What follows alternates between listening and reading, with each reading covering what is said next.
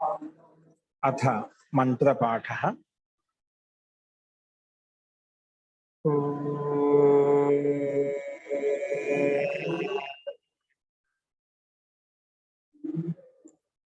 सहनाववतु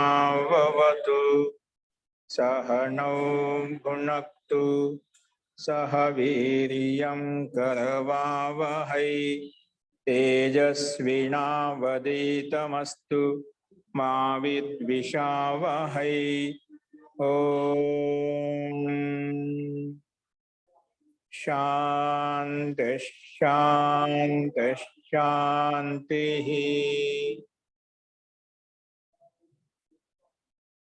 सर्वेभ्यो नमः। अंदरिकी नमस्कारम अंडी।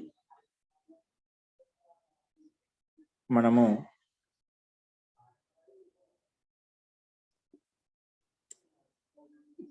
రెండవ అధ్యాయంలో 4వ పాదం చెప్పుకుంటున్నాము. నిన్న ఏకవద్భావ ప్రకరణంలో 4 సూత్రాలు చూశాము. ద్విగు ఏకవచనం, ద్విగు సమాసం అనేది ఏకస్య అర్థస్య వాచకం అవుతుంది. అలాగే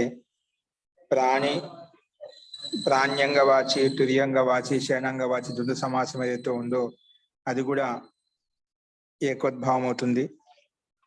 అలాగే చరణ శాఖావాచ్య శబ్దజాత అనువాదే గమ్యమానమైనప్పుడు చరణానాం ద్వంద్వ వేదం యొక్క శాఖా విశేషం ఏదైతే ఉందో ఆ సందర్భంలో అయితే ద్వంద్వ సమాసం ఉంటుందో అక్కడ అటువంటి ద్వంద్వ సమాసం కూడా ఏకోద్భావం అవుతుంది.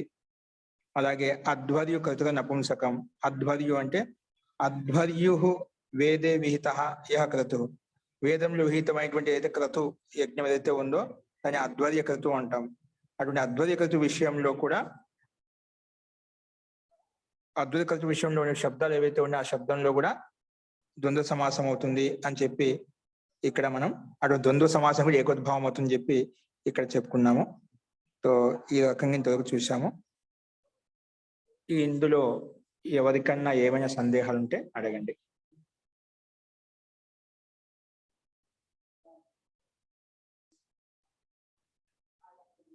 అస్తు తర్హి ప్రకృతం అనుసరామః. చూడండి, ఈరోజు 5వ సూత్రం. ఏ సూత్రం అండి? 5వ సూత్రము 2, 4, 5. అధ్యయనతో విప్రకృష్టాఖ్యానాం. అధ్యయనతో విప్రకృష్టాఖ్యానాం ఇది మనకు సూత్రము. కనిపిస్తుంది, అందరికీ వస్తుంది, తిరుగుతుంది ఇక్కడ. సో అధ్యయనతః అవ్యయపదం చూడండి కనిపిస్తుంది. అధ్యయనతః అవ్యయపదం అవిప్రకృష్టాఖ్యానాం ఇది షష్ఠి విభక్తి బహువచనం. అధ్యయనతఃలో ఉండేటువంటి ఇది అవ్యయపదం అని చెప్పుకున్నాము. ఆ విప్రకృష్టాఖ్యానంలో మొట్టమొదటి అక్షరం ఆ ఉంది. అధ్యయనతః తహలో అకారం ఉంది. ఈ రెండు అకారాలకు మధ్యన విసర్గం ఉంటే ఆ విసర్గమే రు అయిపోతుంది. ఆ రుకారానికే అతోరో రప్లుతే ప్రకారంగా ఉకారం వస్తుంది. ఊ వచ్చిన తర్వాత ఆద్ గుణ ప్రకారంగా ఓకారం వస్తుంది. పక్కన ఆ ఉంది కాబట్టి వెంటనే ఏంగహ పదాంతాదతి అనే సూత్రం ప్రకారంగా పక్కనున్న ఆకారం కూడా అవగ్ర చిహ్నంగా మారిపోతుంది. ఇది సంధి ఇలా జరిగింది. అదే సంధి కారణంగా సూత్రంలో సమస్త పదం కలిపి రాసుకున్నాము. అస్తు. ఇప్పుడు ఆ విప్రకృష్టాఖ్యానం అంటే ఏమిటో ఇక్కడ విడదీసి చెప్పుకుంటున్నాము. సమాసః నా విప్రకృష్ట ఆ విప్రకృష్ట. విప్రకృష్ట దగ్గర అనమాట, దాని దగ్గర ఉండేటువంటి నా విప్రకృష్ట ఆ విప్రకృష్ట ఇది నైతత్పద సమాసం. ఆ విప్రకృష్ట ఆఖ్య ఏషం అంటే ఆ విప్రకృష్ట ఆఖ్య కథనం ఉంది. ఏషాం శబ్దానాం తే ఆ విప్రకృష్టాఖ్యాః తే ఆ విప్రకృష్టాఖ్యాః అని చెప్పి చెప్పుకుంటామట. తే ఆ విప్రకృష్టాఖ్యాః. తేషాం షష్ఠి భక్తి బహువచనం ఉంది కాబట్టి తేషాం ఆ విప్రకృష్టాఖ్యానాం, తేషాం ఆ విప్రకృష్టాఖ్యానాం అలా వస్తుందన్నమాట. తేషాం ఆ విప్రకృష్టాఖ్యానాం.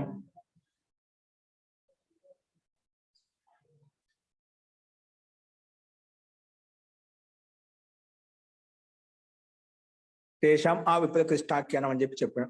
ఆ విప్రకృష్టాఖ్య సమీప ఆఖ్య అంటే సమీప కథనం అంటే దగ్గర కథనం. సమీప ఆఖ్య అస్తి. దాన్ని ఆ విప్రకృష్టాఖ్య అంటే ఈజ్వల్ సమీపాఖ్య అస్తి, దాన్ని సమీప దగ్గర అర్థంలో ఇక్కడ తీసుకోబడింది అన్నమాట. అస్తు. సో అదేవిధంగా ముందుగా నా విప్రకృష్టాఖ్య ఆ విప్రకృష్టాఖ్య దగ్గర లేదు. అటువంటి ఆ విప్రకృష్ట ఆఖ్య ఆ విప్రకృష్ట అనే దగ్గర అనే దగ్గర కాదు అనే అర్థంలో కథనం అయితే ఉందో ఏ శబ్దాలకు ఆ విప్రకృష్ట ఆఖ్య ఏషాం శబ్దానం తే ఆ విప్రకృష్టాఖ్యాః తేషాం బహుది సమాసం చెప్పుకోండి. తేషాం ఆ విప్రకృష్టాఖ్యానం. అనువృత్తి వచ్చేసి ద్వంద్వ ఏకవచనం. ఈ రెండుటికి అనువృత్తి వస్తుంది పైనుంచి. ఇప్పుడు అలా విడగొట్టుకున్న తర్వాత ఇప్పుడు సూత్రార్థం గమనించండి. అధ్యయన నిమిత్తేన ఏంటి అధ్యయన కారణంగా అధ్యయన నిమిత్తేన ఏషాం శబ్దానాం ఆ విప్రకృష్టాఖ్య అంటే దూరం లేదు. అతను నా విప్రకృష్ట దూరం చెప్పాను అంటే దూరం లేదు. నా విప్రకృష్టాఖ్య ఆ విప్రకృష్ట అంటే అత్యంత దూరం కాదు. దూరం కాదంటే దీని తాత్పర్యం వస్తుంది దగ్గర అనే అర్థంలో. అత్యంత దూరం కాదు అంటే దగ్గర, అలాంటి అర్థం తీసుకోవాలి. విప్రకృష్టాఖ్య అంటే దూరము, నా విప్రకృష్టాఖ్య దూరం కాదు అంటే దగ్గర అని అర్థం వస్తుందన్నమాట. పైన అదే విగ్రహవాక్యంలో మనం అదే చూసాం. నా విప్రకృష్టాఖ్య ఆ విప్రకృష్టాఖ్య న్యాయతత్పురుష సమాసం. అటువంటి ఆ విప్రకృష్టాఖ్య ఆ విప్రకృష్ట ఆఖ్య ఉంది ఏషాం శబ్దానం ఏ శబ్దాలకి వాటినే ఆ విప్రకృష్టాఖ్యాః తేషాం ఆ విప్రకృష్టాఖ్యానం అని చెప్పి పైన విడగొట్టుకున్నాం. ఇప్పుడు అదే విధంగా దాని అర్థం ఇక చెప్పబడింది. అధ్యయన నిమిత్తేన అంటే అధ్యయన నిమిత్తంగా ఏషాం శబ్దానం ఏ శబ్దాలకైతే ఆ విప్రకృష్టాఖ్య అంటే సమీపాఖ్య అస్తి సమీపంగా దగ్గరగా ఉంది అని దూరంగా లేదు అంటే దగ్గరగా ఉంది. తేషాం ఏవైతే దగ్గరగా ఉన్నాయో తేషాం ద్వంద్వ ఏకవద్భవతి అంటే అధ్యయనానికి సంబంధించిన ఏవైతే అంటే కొన్ని గ్రంథాలను చదువుతుంటాం అవి ఒకదానికి కూడా దగ్గర సంబంధం ఉంటాయట. అట్లా అధ్యయన సంబంధం ఏవైతే అత్యంత దగ్గరగా ఉన్నాయో దూరంగా లేవట అంటే సంబద్ధంగా ఉన్నాయన్నమాట. అది సంబద్ధమైనటువంటి గ్రంథాలు ఏవైతే ఉన్నాయో అటువంటి సంబద్ధయుక్తమైనటువంటి గ్రంథాలు కానీ శాస్త్రాలు ఏవైతే ఉన్నాయో అటువంటి ద్వంద్వం ఏదైతే ఉంటుందని ద్వంద్వ సమాసం ఏకోద్భావం అవుతుంది. ఆ విప్రకృష్టాఖ్య అంటే సమీపాఖ్య అస్తి ఏషాం తేషాం వాటి యొక్క ద్వంద్వ సమాసం ఏదైతే ఉందో తేషాం ద్వంద్వ ఏకవద్ భవతి దాని వాటికి ఏకద్భావం అవుతుంది. ఓకే అంటే అధ్యయన నిమిత్తంగా సమీప ఆఖ్య అంటే సమీప కథనం ఉన్నటువంటి శబ్దాలు ఏవైతే ఉన్నాయో ఆ శబ్దాల యొక్క ద్వంద్వ సమాసం కూడా ద్వంద్వం కూడా ఏకవద్ భావం అవుతుంది అంటే ఏకస్య అర్థస్య వాచకం అవుతుంది అని ఈ సూత్రం యొక్క అభిప్రాయం. ఓకేనా. సో మీకు ఉదాహరణ చూడండి. వైయాకరణ నైరుక్తం పదక క్రమకం క్రమక వార్తికం ఈ ఉదాహరణ అండి. ఇప్పుడు అధ్యయన నిమిత్తేన ఏషాం శబ్దానాం అని చెప్పాం. సూత్రార్థం ఏంటి? అధ్యయన నిమిత్తంగా ఏ శబ్దాలకైతే దూరం సంబంధం లేదు అంటే దగ్గర సంబంధం ఉందో అటువంటి సంబంధం ఉన్నటువంటి శబ్దాలకు ద్వంద్వ సమాసం అయితే ఉందో అక్కడ ఏకవద్భావం అవుతుంది. ఇక్కడ ఏంటి వైయాకరణం చెప్పి అంటే వ్యాకరణం చదివిన తర్వాత ఖచ్చితంగా నిరుక్తం చదవాలండి. మనం వ్యాకరణం చదువుకుంటాం. నిజంగా ఈ వ్యాకరణానికి పూర్ణత ఎక్కడ వస్తుందంటే నిరుక్తం చదివినప్పుడే పూర్ణత వస్తున్నాడు. ఎందుకంటే వ్యాకరణం ఎందుకు చదువుకుంటాం? వేదానాం అధ్యయనార్థం వ్యాకరణం. వేదాలను అర్థం చేసుకోవడం కోసం ఈ వ్యాకరణం చదువుతామండి. ఆ వేదాల యొక్క అర్థాన్ని ఏ రకంగా అన్వయించుకోవాలి, ఏ విధంగా వినియోగించుకోవాలి అనేది మనకు నిరుక్త శాస్త్రం చెప్తుందన్నమాట. అందుకే ఈ వ్యాకరణం అయిపోయిన తర్వాత మనం ఓన్లీ ఇక్కడ శబ్దాలకు ఉత్పత్తి స్థానం ఏంటి, ప్రతి శబ్దం ఏంటి, దీంట్లో ప్రకృతి ఏంటి, దీంట్లో ధాతువు ఏంటి, ఏ ప్రత్యయం ఏంటి, ఏ అర్థంలో వచ్చింది, ఇది రూఢి పదమా లేదంటే రూఢి పదమా లేదంటే ప్రకృతి ప్రత్యయంతో యుక్తమైన శబ్దమా, అసలు ఏ అర్థంలో ఉంది, ఈ శబ్దం యొక్క స్వరూపం ఏంటి, శబ్దం ఎలా ఉత్పన్నమైంది, ఏ అర్థాన్ని సంకేతిస్తుంది, ఏ అర్థంలో మారుతుంది అనే విషయాన్ని మనకు వ్యాకరణ శబ్దాలు ఉండేటువంటి వ్యాకరణం చేసుకున్నాం, అర్థం చేసుకున్నాం. శబ్దం యొక్క స్వరూపాన్ని అర్థం చేసుకున్నాం. ఆ శబ్దాల యొక్క స్వరూపాన్ని వాక్యంలో మంత్రంలో ఏ విధంగా వినియోగించుకోవాలి, ఏ విధంగా అర్థాన్ని తెలుసుకోవాలి అంటే వేదమంత్రుల యొక్క అర్థాన్ని ఏ రకంగా అర్థం చేసుకోవాలి, అది ఈ వ్యాకరణం యొక్క అంశాలు శబ్దాలు వీటి యొక్క క్రమ పద్ధతి ఏదైతే ఉందో విధి విధానం అనేది ఏ రకంగా వినియోగించుకోవాలి అనేది మనకు నిరుక్త శాస్త్రం చెప్తున్నమాట. కాబట్టి మనకు వ్యాకరణానికి పూర్ణత ఎక్కడ వస్తుందంటే నిరుక్త శాస్త్రం చదివినప్పుడే వ్యాకరణానికి పూర్ణత వస్తుందన్నమాట. అందుకే చాలా దీర్ఘంగా ఉంటుందన్నమాట. అందుకే ఇప్పుడు ఇది దగ్గర సంబంధం దూరం కాదు, వ్యాకరణం అయిపోయి నిరుక్తం చదవాలి. అంటే వ్యాకరణ నిరుక్తానికి దగ్గర సంబంధం, దూరం కాదన్నమాట. వెంటనే చదువుకుంటాం. ఎవరైనా వ్యాకరణ చదివిన వెంటనే నిరుక్త శాస్త్రం చదువుతామట. అలాగే పదక క్రమకం, వేదాల్లో పదపాఠం ఉంటుందండి. మనం కొందరు పదపాఠం నేర్చుకుంటారు, కొందరు క్రమపాఠం నేర్చుకుంటుంటారు, అలా ఉంటాయట. అందుకే పదక క్రమకం, పదపాఠం నేర్చుకునే వ్యక్తి వెంటనే క్రమపాఠము నేర్చుకుంటాడు. ఇది ఒక దగ్గర సంబంధం. ఇది అయిపోయినాక ఖచ్చితంగా చేయాలి. ఇది అయిపోయినాక ఖచ్చితంగా ఇది చేయాలి. అలాంటి సంబంధం ఉంటుందన్నమాట. అదే దగ్గర సంబంధం. అట్లా ఇప్పుడు పదక శబ్దానికి క్రమక శబ్దానికి రెండింటి మధ్య ద్వంద్వ సమాసం చేశాం. అలాగే పైన వ్యాకరణశ్చ నిరుక్త, వ్యాకరణం చ నిరుక్తం చ, వైయాకరణం చ నిరుక్తం చ, ఈ రెండు మధ్య ద్వంద్వ సమాసం చేశాం. ఇటువంటి ద్వంద్వ సమాసంలో ఏంటి, దూరంగా అనేటువంటి అధ్యయ నిమిత్తంతో యుక్తమైన శబ్దాల యొక్క ద్వంద్వ సమాసం. అంటే అత్యంత దగ్గరగా ఉంది రెండింటి సంబంధం. అంటే దగ్గరగా ఉన్నటువంటి సంబంధమైన యుక్తమైన శబ్దాలు యొక్క ద్వంద్వ సమాసం అయితే ఉందో అది ఏకోద్భావం అవుతుంది. ఇప్పుడు వ్యాకరణం నిరుక్తం, రెండు శాస్త్రాలు అయిపోయి కదా. వ్యాకరణం వేరు, నిరుక్తం వేరు. అంటే రెండు గ్రంథాలు కాబట్టి ద్వివచనంలోకి రావాలి. వైయాకరణ నిరుక్తవు అలా ఉండాలి. కానీ ఇక్కడ ఏం చెప్పింది, ఏకవద్భావం కావడం వలన వైయాకరణ నైరుక్తం అని చెప్పి తెచ్చుకొని సూత్రాలు అమ్మ అవి పూర్వ ప్రకారం కలిపేశాం అనమాట. అందుకే ఏకవద్భావం కావడం వలన ఏకస్య అర్థస్య వాచకం అయిపోయింది అనమాట. అంటే ఈ రెండు పదాలు కలిసి ఒకే పదాన్ని, ఒకే అర్థాన్ని జ్యోతిస్తున్నాయి, ఒకే లింగాన్ని, ఒకే అర్థాన్ని, ఒకే పదాన్ని సంకేతిస్తున్నాయి అన్నమాట. అలాగే పదక క్రమకం, పదపాఠం తర్వాత క్రమపాఠం చేసుకుంటాం.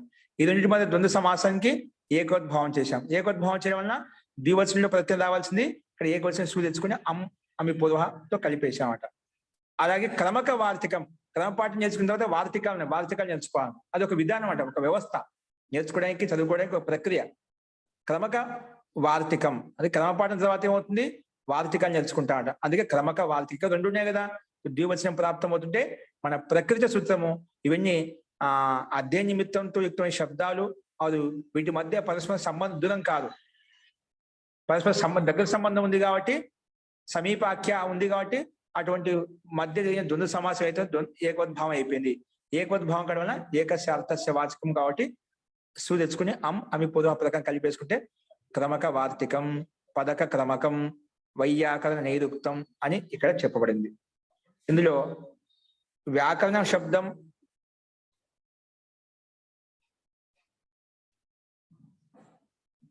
ఒక్క నిమిషం ఇక్కడ టిప్పణి ఏమిచ్చారంటే వ్యాకరణ నిరుక్తికి అధ్యత, అంటే వ్యాకరణ చదివాలి, నిరుక్తి చదివాలని వైయాకరణ నైరుక్తం అంటాం. పదక క్రమకం, పదపాఠం క్రమపాఠం నేర్చుకునే అధ్యతలు చదివేవాళ్ళు.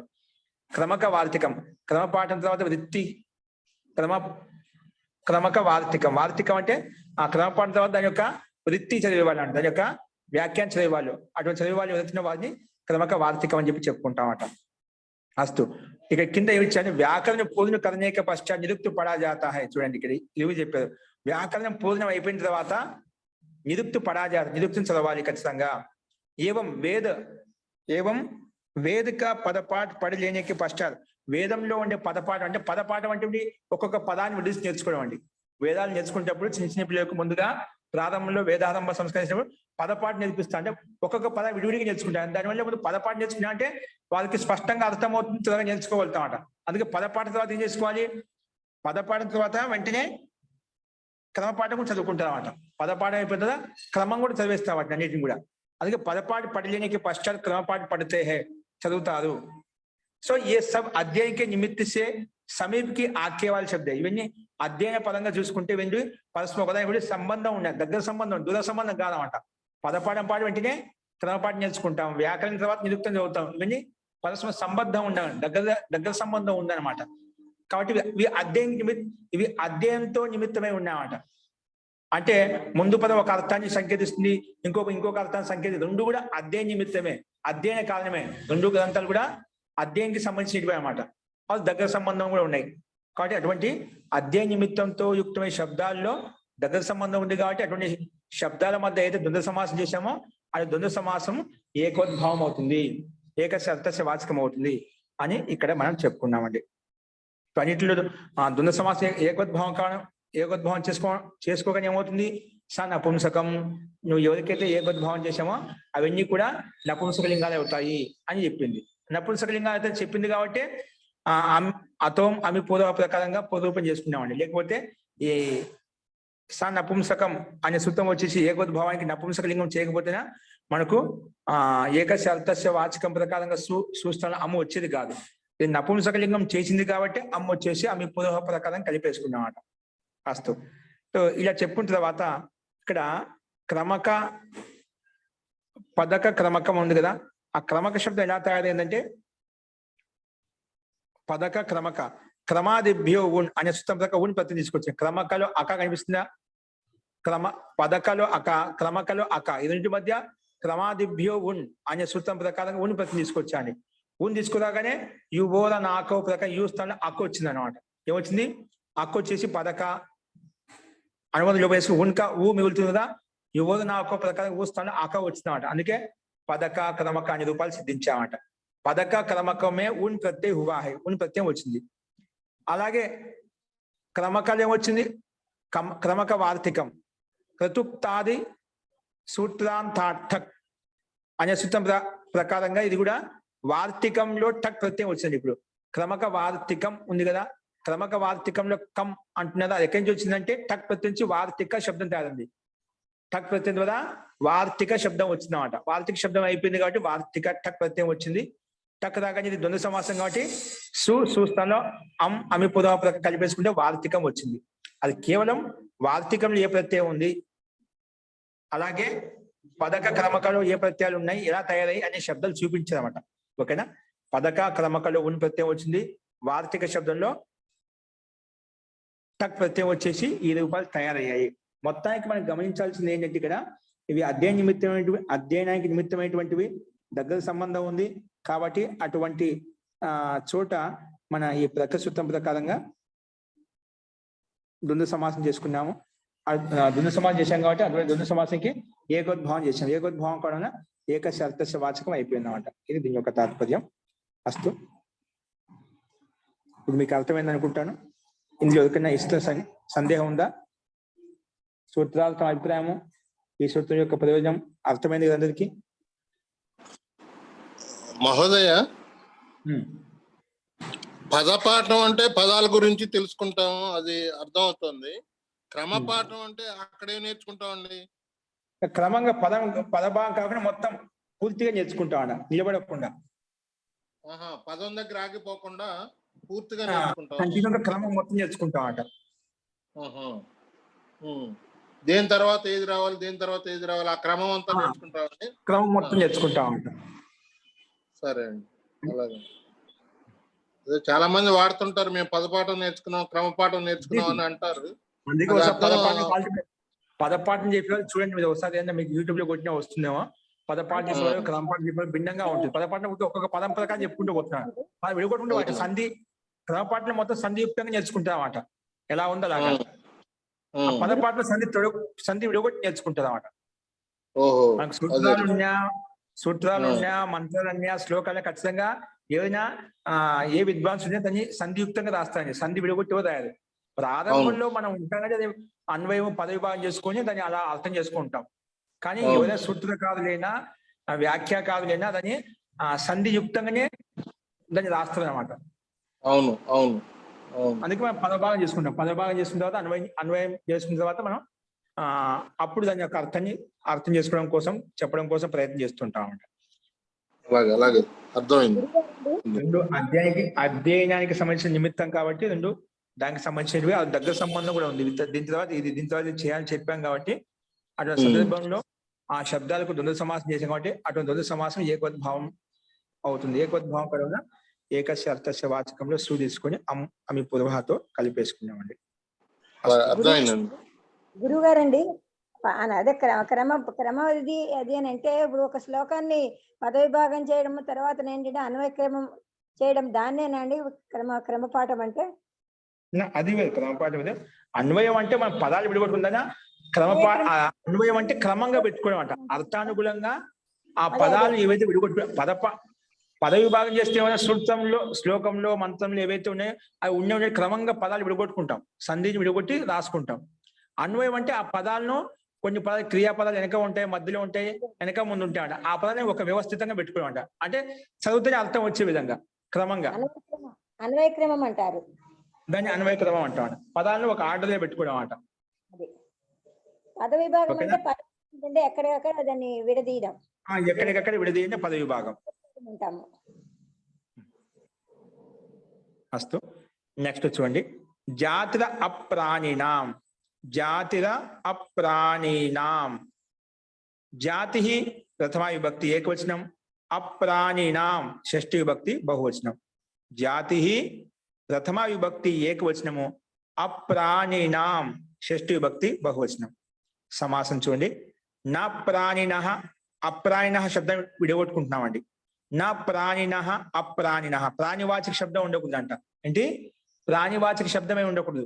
అది ప్రాణి అంటే ఏదేం కావచ్చు, పశువు పక్షులు క్రిమి కీటకాలు మనుషులు పశువులు ఏదైనా తీసుకోవచ్చు అండి. ప్రాణి అంటే సామాన్యం చెప్పామంట, అన్ని ప్రాణులే. ఎక్కడైతే ప్రాణం ఉంటుందో అదే అన్ని ప్రాణులే, అన్ని ఏమని తీసుకోవచ్చు. అది నిషేధించబడిందంట. నా ప్రాణిన అప్రాణిన తేషాం అప్రాణీనాం నైతత్పురుష సమాసం అనమాట. ఓకేనా? నైతత్పురుష సమాసం. అనుదిత్యం వచ్చి ద్వంద్వ ఏకవచనం, ఇది రెండింటికి అనుదిత్యం వస్తుంది. ఇప్పుడు సూత్రార్థం గమనించండి. అప్రాణివాచీనాం జాతి శబ్దానం. అది అప్రాణివాచి ఉండాలి కాబట్టి జాతి శబ్దం ఉండాలి. జాతి యొక్క అర్థాన్ని చెప్పే విధంగా ఉండాలన్నమాట. ఓకేనా? ఇప్పుడు ఏ విధంగా మనిషి జాతి పశు జాతి అంటారు, అలాగా వస్తు పదార్థంలో జాతి ఉంటుందన్నమాట. జాతికి సంబంధించే ఉండాలన్నమాట. तो अप्राणिवाचीनां जाति शब्दानां द्वंद्वः एकवत् भवति. अप्राणिवाची जाति शब्दों का ఏదైతే ద్వంద్వ సమాసం ఉందో అది ఏకవత్ భావం అవుతుంది. అప్రాణివాచి జాతి శబ్దాల యొక్క ద్వంద్వ సమాసం ఏదైతే ఉందో అది కూడా ఏకవత్ భావం అవుతుంది. అంటే ఏకస్య అర్థస్య వాచకం అవుతుంది అని ఇక్కడ ఈ సూత్రం యొక్క అభిప్రాయం. చూడండి, అదేవిధంగా అప్రాణివాచి అయి ఉండి అది జాతి శబ్దం కూడా. అటువంటి జాతివాచక శబ్దాలు ఏవైతే ఉన్నాయో వాటి మధ్య పరస్పర ద్వంద్వ సమాసం చేసిన కదా, అటువంటి ద్వంద్వ సమాసం కూడా ఏకోద్భావం అవుతుంది. చూడండి, ఆరా శస్త్రి అంటే ఏమిటంటే ఒకటి ఇవన్నీ కోయటానికి ఉపయోగించే ఒక సాధన, కత్తులు కటాదులు అంటాం కదా మనం. అవన్నీ ఏదైనా కావచ్చు, కొన్ని బాల అంటాం, ఖడ్గం అంటాం, కత్తి అంటాం, ఒకటి చాకు అంటాం.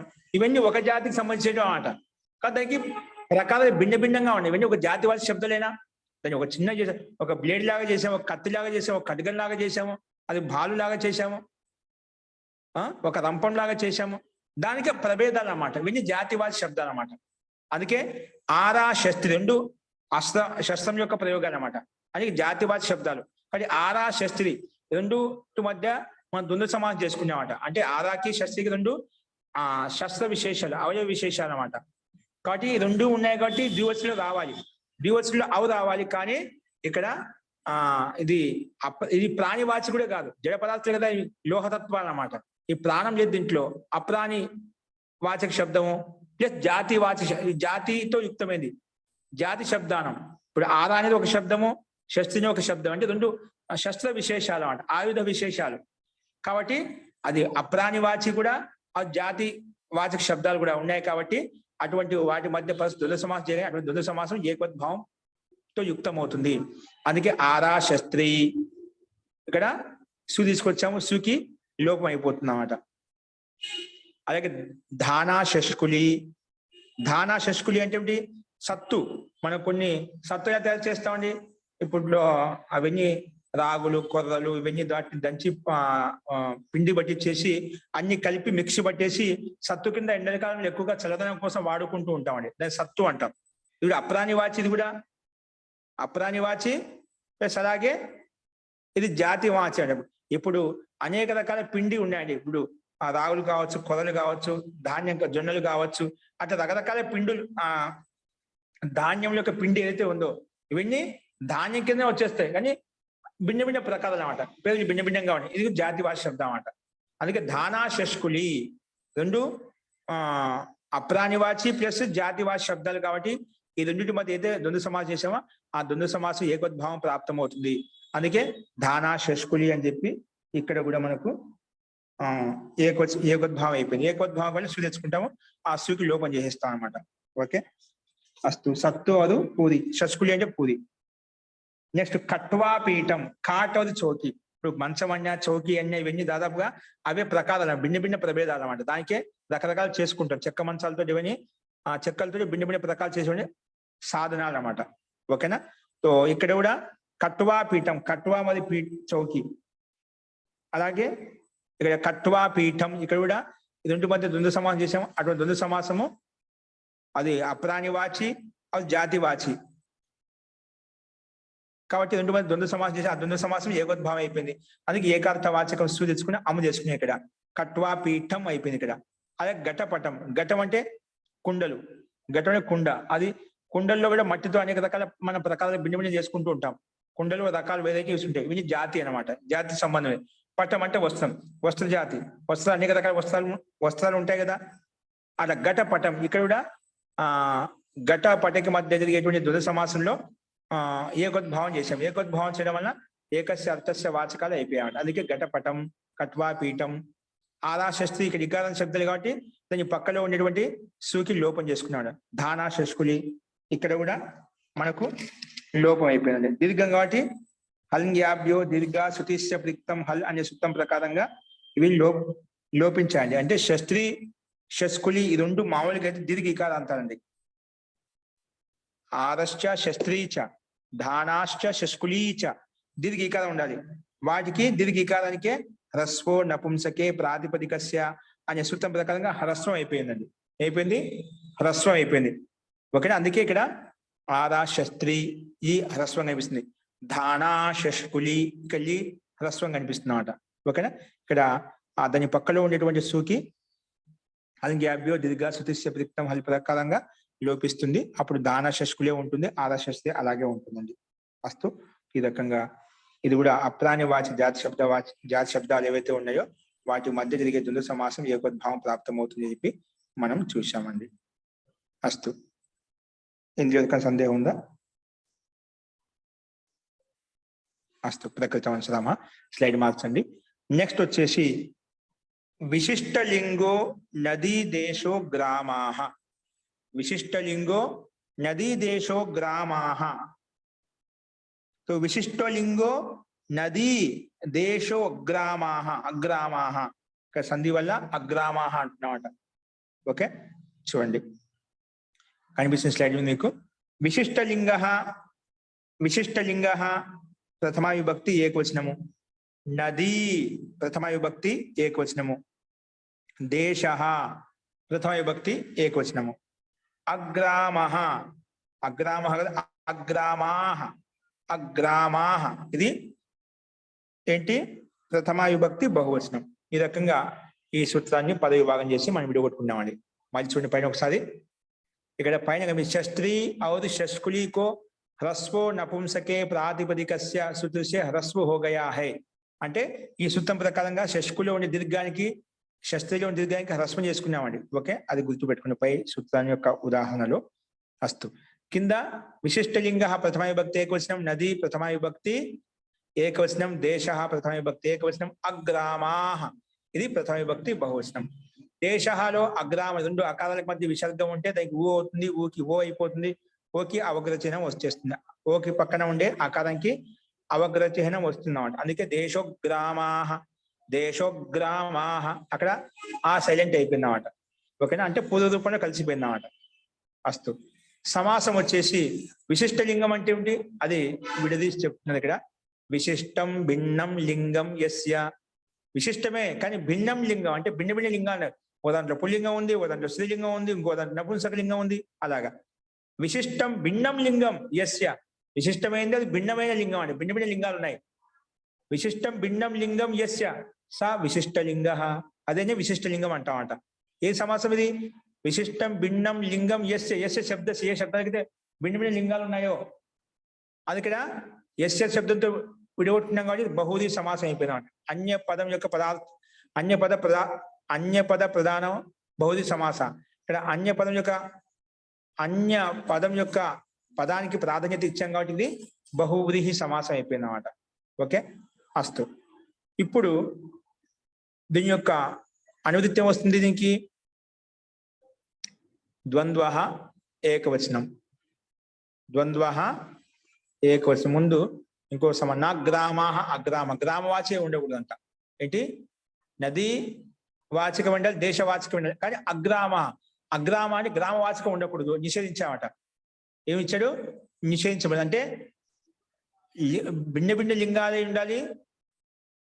నదీవాచక శబ్దం కానీ దేశవాచక శబ్దాలు ఏవైతే ఉన్నాయో వాటి మధ్య జరిగేటువంటి వాటి మధ్య ఏకోద్భావం అవుతుందన్నమాట. ఏం చెప్పాను? నదీవాచక శబ్దాలకు దేశవాచక శబ్దాలకు ఏకోద్భావం అవుతుంది. అంటే నదీవాచక శబ్దాలకు మధ్య జరిగే ద్వంద్వ సమాసము, దేశవాచక శబ్దాల మధ్య జరిగేటువంటి ద్వంద్వ సమాసము, ఈ రెండు అవుతాయి, వీటికి ఏకోద్భావం అవుతుంది. కానీ గ్రామవాచక శబ్దాన్ని వదిలిపెట్టి, ఎందుకు చెప్పారు గ్రామ శబ్దాన్ని వదిలిపెట్టి? ఇది దేశ అంతర్గతంలోకి వచ్చేస్తుంది కదా. కాబట్టి మామూలుగా గ్రామం కూడా గ్రామాల యొక్క సమూహమే కదా దేశము, గ్రామముల యొక్క సమూహమే దేశం. కాబట్టి ఇది కూడా దేశ అంతర్గతంలోకి వచ్చేస్తుంది. కాబట్టి అలా రాకూడదని చెప్పి, తీసుకోకూడదని చెప్పి విశేషంగా అగ్రామాహ అని చెప్పి మహర్షి పాణి నిషేధించాడు. అది నదీవాచకమే ఉండాలి, దేశవాచకమే ఉండాలి, అంతేగాని గ్రామవాచకం అయి ఉండకూడదు అని చెప్పి నిషేధించబడింది అన్నమాట. అటువంటి భిన్న లింగములు కలిగినటువంటి నదీవాచక శబ్దము దేశవాచక శబ్దాల యొక్క ద్వంద్వ సమాసం అవుతుందో అక్కడ ఏకోద్భావం అవుతుంది. కానీ గ్రామ శబ్దాన్ని వదిలిపెట్టి అని చెప్పి ఇక్కడ మనం చెప్పుకున్నాం. చూడండి ఒకసారి సూత్రార్థం. విశిష్ట లింగానం భిన్న, అంటే విశిష్ట లింగానం అంటే భిన్న లింగం. ఇక్కడ విశిష్ట తాత్పర్యం భిన్న భిన్న లింగాలు. సూత్రం విశిష్ట లింగం అని చెప్పారా? విశిష్టం యొక్క తాత్పర్యం ఏంటి? భిన్న లింగానం. విశిష్ట లింగానం అంటే ఏంటి? భిన్న లింగానం నదీవాచినాం, నదీవాచ శబ్దాలు, దేశవాచినాం చ, ఇంకా దేశవాచ శబ్దాలు, దేశవాచినాం శబ్దానం. ఈ నదీవాచ శబ్దాలు దేశవాచ శబ్దాల యొక్క మధ్య ద్వంద్వ సమాసం అయితే అవుతుందో అటు ద్వంద్వ సమాసం ఏకోద్భావం అవుతుంది. గ్రామవాచ శబ్దాన్ని వర్జయిత్వ, గ్రామవాచక శబ్దాలు ఏవైతే ఉన్నాయో వాటిని వదిలిపెట్టి, గ్రామవాచ శబ్దాన్ వర్జయిత్వ వదిలిపెట్టి, శబ్దాలను వదిలిపెట్టి, ద్వితీయ భక్తి బహువచనం అండి. ఓకేనా? సో చూడండి, అదేవిధంగా ఇక్కడ ఉదాహరణ ఇచ్చారు. ఉద్యశ్చ ఇరావతీ చ, ఇది నదీవాచక శబ్దాలు అండి. ఇది ఉండేటివి. ఉద్య అని ఒక నది, ఇది ఎక్కడో ఉందండి. ఉద్య వర్ణన్నాం ఉజ్జయిన్ దేశంలో ఎక్కడో ఉందండి, అంటే జమ్మూ ప్రాంతంలో. ఇప్పుడు మనకు అన్ని ఖండ విభాగాలు అయిపోయాయి కాబట్టి అన్ని మనకు పేర్లు మర్చిపోయిన పాతకాలంలో. ఇవన్నీ ఉజ్జయిన్లో ఉజ అనే పేరుతో అక్కడ ఉందండి. ఉద్యా నది, కావేరి నది, కృష్ణా నది అంటుండే కదా. ఇవి మనకు కృష్ణా కావేరి కనిపిస్తున్నాయి, కానీ అటువంటి చాలా నదులు, చిన్న చిన్న నదులు ఉన్నాయి. అవన్నీ పెద్ద పెద్ద నదుల్లో కనిపిస్తూ ఉంటాయి అన్నమాట. అవి కూడా ఒకప్పట్లో ప్రసిద్ధంగా ఉండేవి అన్నమాట. అది ఇక్కడ అందులో ఒకటి ఉద్యా నది అనమాట. ఉద్యాచ ఇరావతి, ఇరావతి నది కూడా ఉందన్నమాట. ఉద్యా మరియు ఇరావతి, ఉద్యశ్చ ఇరావతి చ, ఇది రెండు నదులు పేరు అన్నమాట. కానీ ఉద్యశ్చ ఇది పుల్లింగం, ఇరావతి ఇది నపుంసకలింగం. విశిష్ట లింగం ఉందా? రెండు నదివాచక శబ్దాలే, కానీ విశిష్ట లింగాలు అంటే భిన్న భిన్న లింగాలు. ఉద్యహ అనేది పుల్లింగము, ఇరావతి అనేది స్త్రీలింగం అన్నమాట. రెండింటిని కలిపితే ఏమైపోయింది? ఉద్యశ్చ ఇరావతి చ ఉద్యేరావతి, ఉద్యేరావతి అని చెప్పి ఇక్కడ రెండు సమస్త పని ఈ రకం చెప్పబడింది అన్నమాట. ఓకేనా? సో అంటే ఇక్కడ ఏకోద్భావం వచ్చేస్తుంది మొత్తానికి. ఎందుకంటే విశిష్ట లింగానం అంటే భిన్న లింగానం నదీవాచనం శబ్దానం ద్వంద్వ, ఇవి నదీవాచ ఉద్యశ్చ ఇరావతి నదీవాచ శబ్దాలు కదా. కాబట్టి వీటి మధ్య జరిగే ద్వంద్వ సమాసము ఏమవుతుంది? ఏకోద్భావం అవుతుంది. అందుకే ఉద్యేరావతి. ద్వివచనం ప్రాప్తం అవుతుంటే సుతం ఏకోద్భావం చేసింది. ఏకోద్భావం చేయగానే సు వస్తుంది, ఆ సుకి ఇక్కడ లోపం అయిపోతుంది. లోపం అయింది కాబట్టి ఉద్యేరావతి అలాగే ఉంది. ఉద్యా ప్లస్ ఇరావతి, ఉద్యేరావతి. అంటే ఇక్కడ గుణసం ఉద్యాలో ఉండే యకారంలో ఉండే అకారము, ఇరావతిలో ఉండే ఈకారం, ఆ ఈ కలిస్తే ఏ అయిపోయిందండి. అందుకే ఉద్యేరావతి అయిపోయింది. ఉద్యేరావతి అలా వచ్చింది. నెక్స్ట్ గంగాచ శోణం చ, గంగా శోణం. ఇది గంగా నది, శోణ నది అప్పుడు ప్రసిద్ధమైన నదులు అన్నమాట. గంగా ఇంకా శోణ నది. గంగాచ శోణం చ, గంగా శోణం ఏంటి? గంగాచ శోణం చ, గంగా శోణం. ఓకేనా? గంగాచ శోణం చ, గంగా శోణం. ఇవి కూడా చూడండి, గంగా అనేది స్త్రీలింగం ఉంది, శోణం నపుంసకలింగంలో ఉంది. విశిష్ట లింగాలు ఉన్నాయంటే విశిష్ట లింగం అంటే భిన్న లింగాలు. రెండు భిన్న నదివాచక శబ్దాలే, కానీ భిన్న భిన్న లింగాలు. కాబట్టి అటువంటి భిన్న భిన్న లింగాలు ఉన్నటువంటి నదివాచక శబ్దాలు ఏవైతే ఉన్నాయో వాటి మధ్య జరిగే ద్వంద్వ సమాసం ఏకోద్భావం అవుతుంది. అందుకే గంగాచ శోణం చ ద్వంద్వ సమాసం చేసుకున్నాము. ఆ ద్వంద్వ సమాసము మన ప్రకృతి సూత్రం ప్రకారం ఏకోద్భావం అయిపోయింది. ఏకోద్భావం అయింది కాబట్టి ఏకస్య వాచకం అయిపోయింది అన్నమాట. అంటే ద్విత్వ వివక్ష రెండు ఉన్నాయి కాబట్టి, రెండు నదులు ఉన్నాయి కాబట్టి ద్వివచనం ప్రాప్తం అవుతుంటే మన ప్రకృతి సూత్రము ఏకవద్భావం చేసింది, అంటే ఏకస్య అర్థస్య వాచకం చేసింది. అందుకే గంగా శోణం సమస్త పదం చేత ఏకవచనం సు తెచ్చుకున్నాం, వాళ్ళు ద్వివచనం అవు తెచ్చుకోవాలి. కానీ సు తెచ్చుకొని సుస్థానంలో అమి పూర్వ. ఓకేనా? ఏకోద్భావం ఎక్కడెక్కడ అయిందో ఒక సా నపుంసకం వెంటనే వస్తుందండి. ఎక్కడెక్కడ ఏకోద్భావం చేసాం అక్కడెక్కడ నపుంసకలింగం అయిపోతుంది మొత్తము. ఏకోద్భావ నపుంసకలింగం భవతి అని చెప్పి మా తర్వాత చెప్పుకున్న సూత్రం కూడా. అస్తు. ఇప్పుడు నదీవాచక శబ్దాల గురించి ఉదాహరణ చెప్పుకున్నాము. నెక్స్ట్ దేశవాచక శబ్దాల గురించి చెప్తున్నాను ఇక్కడ. ఏంటి దేశవాచక శబ్దాలు? కురవశ్చ, కురుక్షేత్రం చ, రెండు కలిపితే కురుక్షేత్రం అయిపోయినమాట. మళ్ళీ కురు ఒక దేశము, కురుక్షేత్రం ఒక దేశం అన్నమాట. ఓకేనా? కురు దేశం వేరు, కురుక్షేత్ర దేశం వేరు అన్నమాట. రెండు దేశాలు అయిపోయి కదా, రెండు ద్వివచనం కావాలి, ద్వితీయ వివక్ష ఉంది. కానీ మన ప్రకృతి చెప్పింది దేశవాచక శబ్దాల యొక్క ద్వంద్వ సమాసం ఏదైతే ఉందో అది ఏకోద్భావం అవుతుంది. ఇప్పుడు కురు అనేది ఏంటి? కురు అనేది పుల్లింగము, కురుక్షేత్రం అనేది ఏంటి? నపుంసకలింగం. ఓకేనా? సో ఈ రకంగా భిన్న భిన్న లింగాలు ఉన్నాయి, విశిష్ట లింగాలు ఉన్నాయి. కాబట్టి విశిష్ట లింగాలు ఉన్నటువంటి దేశవాచక శబ్దాలు ఏవైతే ఉన్నాయో ఆ దేశవాచక శబ్దాల యొక్క ద్వంద్వ సమాసంలో మనకి ఏమొస్తుంది? ఏకోద్భావం అవుతుంది. ఏకోద్భావం కానీ ఏకస్య వాచక సు అము అవి పూర్వ. అందుకే కురుశ్చ కురవశ్చ కురుక్షేత్రం చ కురుక్షేత్రం. అలాగే కురు జాంగలం, కురుశ్చ కురు జాంగలం చ. ఇది కూడా కురు అని ఒక దేశం, కురు జాంగలం ఒక దేశ విశేషం అండి. ఈ రెండింటి మధ్య ద్వంద్వ సమాసం ఏకోద్భావం అయిపోయింది. అందుకే అన్నింటిలో సమస్త పదం ఏకవచనం. కురుక్షేత్రం, కురు జాంగలం ఈ రెండు దేశవాచక శబ్దాలు మధ్య జరిగే ద్వంద్వ సమాసం ఏకోద్భావం అయిపోయింది. ఏకోద్భావంలో ఏకశర్తస్య వాచకంలో సు తెచ్చుకొని సు స్థానం అమి పూర్వ. ఓకేనా?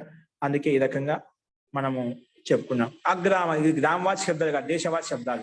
ఎందుకంటే దేశం అంతర్గత గ్రామాలకు తీసుకుంటామని చెప్పే ముందే అగ్రామాహ అని చెప్పి మహర్షి పాణిని నిషేధించి సూత్రంలో స్పష్టంగా అక్కడ ఉల్లేఖించారు. చూడండి, నిజంగా ఈ వ్యాకరణం యొక్క విషయం ఏంటంటే నిజంగా లౌకిక వ్యవహారంతో దీని మీద ఆధారపడి ఉందండి. వాస్తవ శాస్త్రం చెబుతుందంటే మన జీవితం మీద ఆధారపడుతుంది. ఇక్కడ మన జీవితంలో మన జీవిత విధానంలో ఏదైనా ఒక పని చేసినంటే అనుమానానికి తావియకూడదు ఇతరులకు.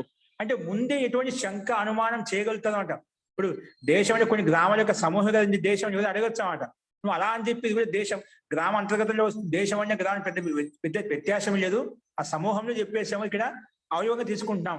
కానీ దేశ అంతర్గతంలో వస్తుందని చెప్పి తీసుకోవచ్చు అంట. ప్రశ్నకర్త అడగవచ్చు అంట. అటువంటి సందేహం రాకుండా ఉండే సందేహ నివృత్తి కోసమే అగ్రామాహ అని చెప్పి గ్రామవాచ శబ్దం తీసుకోవచ్చు. అలా తీసుకుంటాయేమో. దేశ అంతర్గతంలో గ్రామం వస్తుంది కాబట్టి నువ్వు గ్రామవాచ శబ్దం తీసుకుంటావు. అందుకే గ్రామవాచ శబ్దం ఉండకూడదు. ఆ దేశవాచ అయినా దేశంగా ప్రసిద్ధమై ఉండాలన్నమాట, గ్రామంగా ప్రసిద్ధమై ఉండకూడదు అన్నమాట. అలా తీసుకుంటారని చెప్పి ఆ అనుమానానికి కూడా తావివ్వకుండా ఇక్కడ ఈ రకంగా చెప్పబడింది అన్నమాట. కాబట్టి దీంట్లో నేర్చుకోవాల్సినవి చాలా ఉంటాయి అన్నమాట. అంత సూక్ష్మంగా ఉంటుంది ప్రతిదీ కూడా. అందుకే చెప్తుంటామంట, మహాభాషలో వస్తుంది. ఒక వ్యాకరణ చదవండి ఎలా అంటే ఒక పెద్ద సంపూర్ణ రాజ్యాన్ని పరిపాలించేంత ఒక చక్రవర్తి రాజ్యం ఎలా ఉంటుంది మొత్తం దేశాలన్నిటికీ, ఈ విధంగా ప్రధానమంత్రి ఉన్నది అన్నిటికీ. అలాగా అన్ని దేశాలకు ఒక చక్రవర్తి రాజ్యం ఏ విధంగా ఉంటుందో ఆ చక్రవర్తి రాజా వ్యక్తి కేవలం అక్కడ దేశం యొక్క బాధ్యతలే కాకుండా అన్ని దేశాల యొక్క బాగోగుల గురించి కూడా అన్ని దేశాల గురించి ఒక దృష్టిలో పెట్టుకుంటాడు. అని వాళ్ళ యొక్క బుద్ధి క్షేత్రం చాలా విశాలంగా ఉంటుందన్నమాట.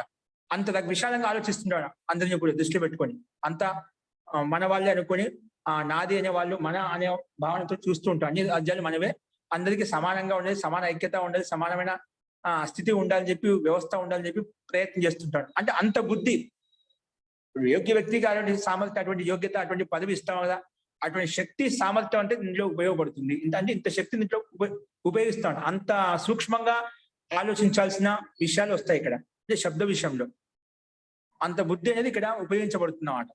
కానీ దాంతో పోలి చెప్పామాట మహర్షి అక్కడ మహర్షి పతంజలి. వస్తూ భవిష్యత్తులో మనం మహాభాషను చేసుకున్నప్పుడు అది ఒక నిజంగా వ్యాకరణ, మహాభాష ఒక వ్యాకరణ చెప్తాం కదా, వ్యాకరణం కానీ అది ఒక తర్క శాస్త్రం. ఒక రకం చెప్పాలంటే దార్శనిక గ్రంథం అన్నమాట. అక్కడ ప్రశ్న తర్క వితర్కాలు ఉంటాయి మొత్తం. మనం చెప్పుకునేవి ఏవైతే ఉన్నాయో అక్కడ ఇది ఎందుకు వచ్చింది, ఇలా ఎందుకు వచ్చింది, ఇలా ఎందుకు చెప్పాలి, అలా ఎందుకు అలా చెప్పొచ్చు కదా, ఇలా చెప్పొచ్చు కదా. అది బాలక కాలు ఉదాహరణ. అంటే ఒక్కొక్క సూక్ష్మంగా ఎంతైతే సూక్ష్మంగా లోపలి దిగుతామో ఇంకా దానికి రెండో దానికి అవకాశం ఉంటామంట. ఇంతకంటే కింది దిగలేవు, ఇంతకంటే పైకి ఎక్కలేవు అనమాట. అంతవరకు తీసుకెళ్లి నిన్ను అక్కడ స్థిరపరుస్తామంట. యథార్థంగా దీనికి ఈ శబ్దానికి ఈ వాక్యానికి ఇదే అర్థం. దాంట్లో ఎన్ని రకాలు నువ్వు మార్చి ఏమైనా దాన్ని తారుమారు చేయాలో చేయలేవు అనమాట. నువ్వు ఎన్ని రకాలు చేసేసుకో. ఎంతైతే నువ్వు వ్యక్తి ఆలోచించగలుగుతాడో, ఎంతైతే దూరం వెళ్ళగలుగుతాడో, ఎంతైతే సూక్ష్మంగా వెళ్ళగలుగుతాడో అంతకు సూక్ష్మంగా తీసుకెళ్లి దానికి సమానం చెప్తాం అన్నమాట. అంత సూక్ష్మంగా దాన్ని గంభీరంగా చదువుకుంటేనే ఈ వ్యాకరణంతో మనకి జన్మధన్యం అవుతుందండి. వస్తు కాబట్టి అంత గాంభీర్యంగా మనం ప్రతి శబ్దం అర్థం చేసుకుంటూ వెళ్తే దాని యొక్క శబ్దం యొక్క స్వరూపం అర్థం ఏంటంటే ప్రతిదీ మనకు అర్థం అవుతుందన్నమాట. అందుకే ఈ వ్యాకరణం సామాన్యంగా ఏదో సంస్కృతం నేర్చుకోవడం కోసం వేదాల యొక్క సూక్ష్మ గ్రంథాలు ఏవైతే ఉన్నాయో, సంకేత రూపంలో ఇవ్వబడిన మంత్రాలు ఏవైతే ఉన్నాయో వాటిని అర్థం చేసుకోవడం కోసమే ఈ వ్యాకరణం మనం చదువుకుంటాం. కాబట్టి అంత భావ గాంభీర్యంగా చదివితేనా మనకు ఈ విషయాలు చాలా బోధపడుతూ ఉంటాయి. అందుకే శబ్ద బ్రహ్మ వర్ణం యొక్క స్వరూపాన్ని శబ్ద బ్రహ్మ నేర్చుకోండి చాలు, పరబ్రహ్మను అవలీలగా నేర్చుకోవచ్చు అన్నమాట. కాబట్టి అంత బుద్ధి ఇందులో ఉపయోగించబడుతుంది. ఆ రకంగా మనం ప్రయత్నం చేసి సూక్ష్మాతి సూక్ష్మంగా తెలుసుకోవడం కోసం మనం ప్రయత్నం చేయాలి, ఎందుకు వచ్చింది, ఎలా వచ్చిందని చెప్పి. అస్తు అందుకే మనకు వ్యాకరణం అనేది మొత్తం ఈ 3 భాగాలు ప్రతిదీ అర్థం చేసుకుని ప్రయత్నం చేయండి. నెక్స్ట్ కాశికలు కొంచెం ఇంకా లోపలికి దిద్దామంట. ఆ కాశిక ద్వారా అప్పుడు ఇంకా బాగా బోధపడుతుంది. ఎవరికైతే ఇది బాగా మనం పురుషార్థం చేస్తామో కాశిక చదవడం మహతి ఆనందం వచ్చేస్తుంది. ఇంకా కొంచెం లోపలి దిగుతామంట. మహాభాషను వెళ్ళి పక్కన పెట్టి ఇంకా తరగతి వ్యతిరేకం చూస్తామంట. దాని పైన మాట్లాడుకుంటాం, డైరెక్ట్ గా అన్ని చెప్పిన విషయంలో పైన మాట్లాడుకుంటాం అన్నమాట. అది మహాభాష్యం అని చదివినప్పుడు మనకు అర్థమవుతుంది. అస్తు అందుకే నేను చెప్తుంటాను ఇది, ఎందుకంటే ఈ శాస్త్రం అటువంటిది సూక్ష్మ గ్రంథము. కాబట్టి మనం దీన్ని ధైర్యంగా ఓపికతో నిరంతరంగా దాంట్లో ముందు ఎక్కడెక్కడ ఏమున్నా సందులో తిరిగి వచ్చినా కూడా మనకు చాలా విషయాలు బోధపడుతుంటాయి. మొత్తం లోపల దిగాల్సిన అవసరం లేదు. ముందు ఆ సందులో తిరిగి వచ్చినా కూడా మనకు ఇక్కడ ఈ ప్రకరణం ఏకోద్భావ ప్రకరణం ఒకటి ఉంది, లింగ ప్రకరణం ఒకటి ఉంది, కిత్ ప్రకరణం ఉంది, ఇక్కడ సంధ్యా ప్రకరణం ఉంది. ఇట్లా ప్రకరణాల వల్ల ఎక్కడెక్కడ ఏముంది, ఇక్కడ గుణం అంటున్నారు, వృద్ధి, కొన్ని విషయాలు తెలిసినా అట్లా ముందుకు వెళ్ళే కొద్ది అన్ని అవగతం అవుతాయండి. కాబట్టి ఇటువంటి విశాలమైన గ్రంథాన్ని చదువుకుంటున్నామంటే నిశ్చితమైన ఎంత తపస్సు చేసి ఈ గ్రంథాన్ని తయారు చేసామంట. అటువంటి గ్రంథం తయారు చేసి ఈ గ్రంథాన్ని దాంట్లో మనకు 100% కాకుండా 20% నేర్చుకోకుండా కూడా చాలా విషయాలు మనకు బోధపడతామంట. కాబట్టి దీన్ని అంత భావగాంభీర్యంగా చెప్పాడు. నిష్కారణంగా వ్యాకరణ విషయం మిగతా గ్రంథాలు ఏమో కానీ ఒక వ్యాకరణం అయితే ప్రతి ఒక్క అనివార్య ధర్మం అంతేగా. నిష్కారణం ధర్మ అని చెప్పాడు. నిష్కారణంగా చదివాలి, దానికి ఏదో ఉద్దేశించి చదవద్దు. దీనివల్ల నాకేం వస్తుందో ఇది చదవాలి అంతే, జీవితంలో ఒక అవయవం అంతే. ఈ విధంగా వేదధర్మ సంస్కారం ఏ విధంగా చేస్తామో అలాగా అందులో ఒక భాగం. అందుకే మొట్టమొదటిలో ఇవి వ్యాకరణం మొట్టమొదటి తెలుసుకోవాలి, అనివార్యం అంతే. దాంట్లో ధర్మం గురించి ఏం చెప్పు, నిష్కారణంగా చదవాల్సిందే, జీవితంలో ఒక భాగం అంతే. అంటే బుద్ధి యొక్క వికాసం కావాలి అంటే జీవనాన్ని కొనసాగించుకోండి అని ఆ రకంగా చాలా చక్కగా అక్కడ మహాభాషణలు వర్ణించారు. వాళ్ళు అక్కడ ఉదాహరణ చెప్తుంటే చాలా మహతి ఆనందం కలుగుతుంది. అంటే ఇంత సూక్ష్మత దీంట్లో ఉంది అని చెప్పి మనకు తెలుస్తున్నాం. కానీ మనం సూక్ష్మంగా లోపలికి వెళ్ళాలి. దాన్ని ఆస్వాదించుకున్నప్పుడు శాస్త్రంలో వచ్చే ఆనందం మనకి ఏ దాంట్లో రాదండి. విద్య యొక్క ఆనందం అనేది సంసారంలో సుఖం కంటే 1000 రెట్లు, అనేక రెట్లు ఎక్కువ అని. దీంట్లో మునిగే అంటే పగులు రాత్రి కూడా మనకేం తెలియదు. అందుకే ఈ ఋషుల యొక్క విషయంలో మీకు ఒక శ్లోకం ఉంది, చెప్తాను సందర్భాన్ని బట్టి, ఎప్పుడైనా గుర్తురావడం లేదు. వీళ్ళు ఒకవేళ మహర్షి పాణ్య విషయం తీసుకున్నా అంటే ఆయన అంత పూర్తిగా లీనమై ఉంటాడు అంటే పక్కన ఎంత శబ్దాలు సౌండ్లు వచ్చినా కూడా ఒక చెట్టు కింద కూర్చొని అంత పూర్తి లీనమైపోయాడు. అసలు ఏం వినిపించేది కాదు, కనిపించేది కాదనమాట. అంత పూర్తి ఒక విషయం లీనమైపోతే మంత్రముగ్ధుడు అయిపోయేవాడు అనమాట. అంత ఏకాగ్రత లీనమై మస్తుగా ఉండేవాడు అనమాట. కాబట్టి దాని లోపల దిగే కొద్దీ మన మస్తిష్కం ఎంతో తేలికగా సరళంగా అయిపోతుంది. ఇప్పుడు గుర్తు పెట్టుకోండి, మనం ఎంత చదివితే మన అంత చదువు అనే జ్ఞానం పెరిగే కొద్దీ, ఆ యథార్థ బోధన అయ్యే కొద్దీ ఆ జ్ఞానం అంత తేలికగా ఉంటుంది. బరువు కాదు. ఎప్పటికీ గుర్తుపెట్టుకోండి, విద్య ఎప్పుడు బరువు కాదు, ఎంతో తేలికైన అంట. ఎంత సరళంగా ఉంటుందంటే నువ్వు లోపల దిగే కొద్దీ అంత తేలికగా నువ్వు గాలిలో తేలియాడేట్టు ఉంటున్నామాట. అది ఎప్పుడైతే మనకు బరువుగా అనిపిస్తుంది, ఎప్పుడైతే దాని అర్థ సహితం కాకుండా అర్థం కాకుండా చదివినప్పుడు అది మనకు బరువు అనిపిస్తుంది, బోరుగా అనిపిస్తుంది, అంటే చాలా కష్టంగా అనిపిస్తుంది అన్నమాట. ఎప్పుడు అర్థం కానప్పుడు. అర్థం అవుతుందంటే దాంట్లో దినము రాత్రి నీకు ఏది వంట పడదంట, నీకు ఆకలి దప్పికలు కూడా కనిపించామంట. అంత సూక్ష్మంగా నీకు దాంట్లో అంత దిగిపోతామంట. అన్ని సమకూరుతూ ఉంటాడు. ప్రకృతిలో ఉండేటువంటి శరీరానికి ఎంత అవుతా కావాలి అవన్నీ ప్రకృతి స్వాభావికంగా పంచభూతాలన్నీ మనం పంచభౌతిక శరీరం కాబట్టి సహజంగా తీసేసుకుంటుంది ఎప్పుడు నువ్వు ఒక విషయంలో పూర్తిగా లీనం చేసినప్పుడు. కాబట్టి అటువంటి విషయాలు మనకు, అందుకే మహాభాష ఒక దార్శనిక గ్రంథం అంట. దాన్ని ఆ రకంగా సూక్ష్మం చదువుకోవాలి. అది అందుకే ఇవి బాగా వంటబడినప్పుడు ఈ కాశిక, మన ప్రథమ వృత్తి 3 భాగాలు, నెక్స్ట్ కాశిక, ఈ 2 ఎవరికైతే బాగా వంటపడేయో అది మహాభాషలో ఆనందం వస్తుంది. ఇవి మనకు అర్థం కాలేదనుకోండి, అవి మనకు చాలా కష్టం అవుతుంది. అంటే బలవంతంగా గీసుకుంటూ లాక్కుంటూ వెళ్ళినట్టు అనమాట. ఎలా ఉంటుంది బలవంతు, కొంచెం ఏదో కొంత చోట ఒక చోట అక్కడిక్కడంటే లాక్కుంటూ వెళ్ళొచ్చు. మొత్తం అలాగే ఉందనుకోండి, అయిపోయేంత లాగుతూ ఉన్నా ఎలా ఉంటుందని చాలా కష్టం అనిపిస్తున్నాం. లాగే వాళ్ళకి కష్టం వస్తుంది, ఆ లాగుతూ ఈడ్చుకుంటూ వచ్చిన ఆ వ్యక్తి కూడా కష్టం అవుతుంది. బలవంతం ఎందుకు లాగుతాం? ఇద్దరికి కష్టం అవుతున్నాం.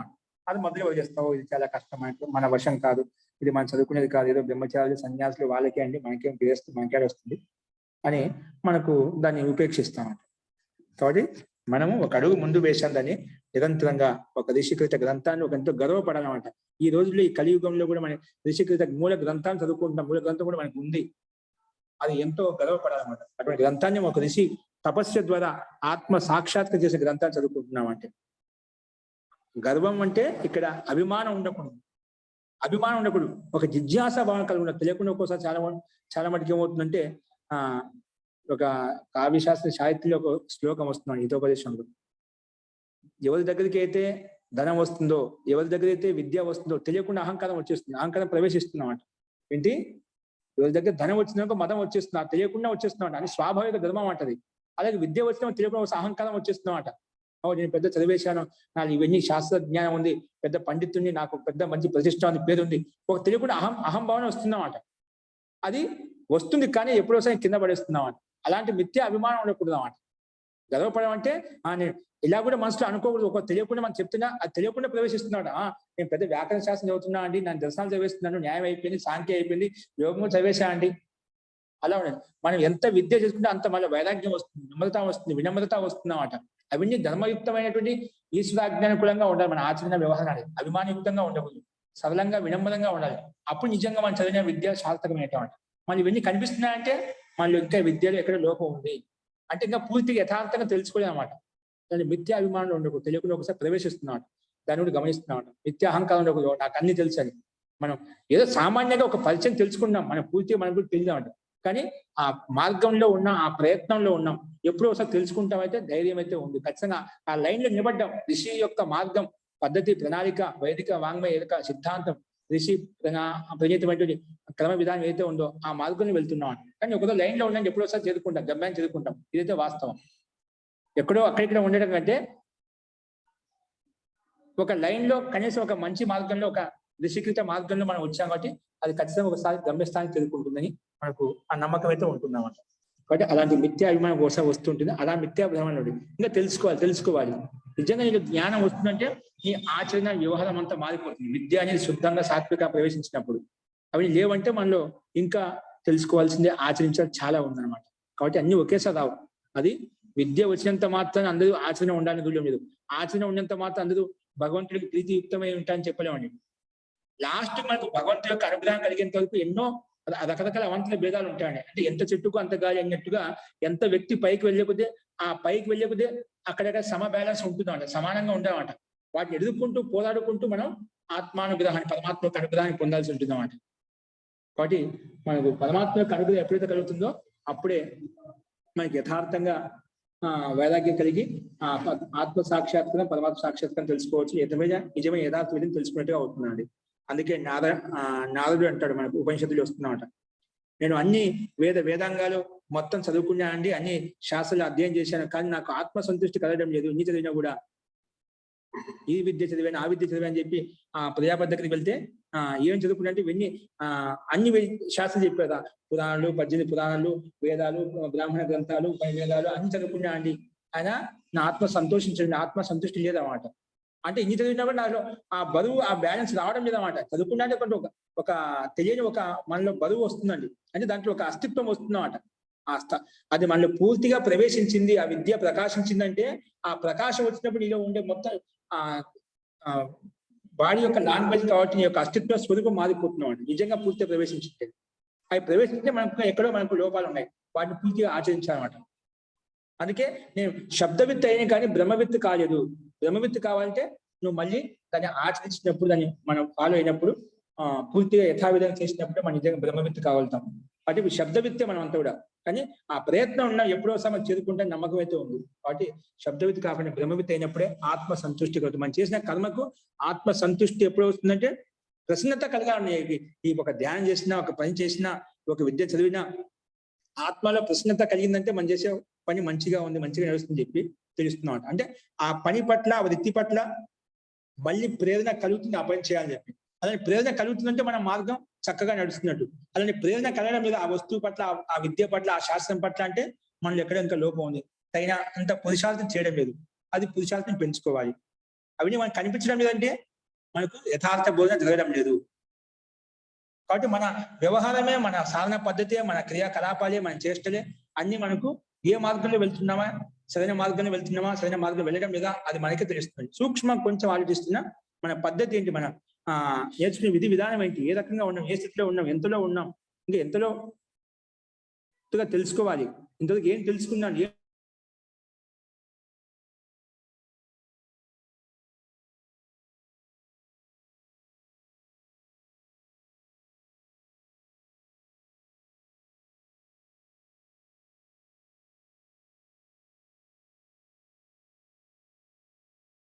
మహోదయ వాయిస్ రావట్లేదు మహోదయ, వినిపించట్లేదు మహోదయ.